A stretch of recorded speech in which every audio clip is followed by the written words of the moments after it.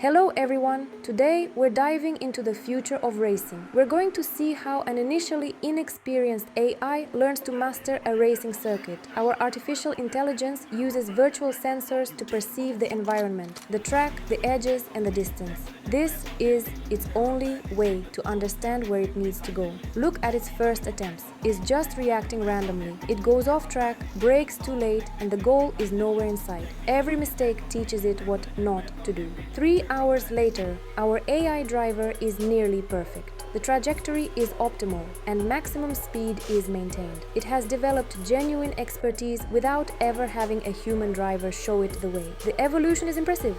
This is the power of machine learning in action. And this is only the beginning of what AIs can achieve in simulation. If you enjoyed this demonstration of AI progress, please give us a like and subscribe to the channel for more content on artificial intelligence and simulation. Thanks for watching.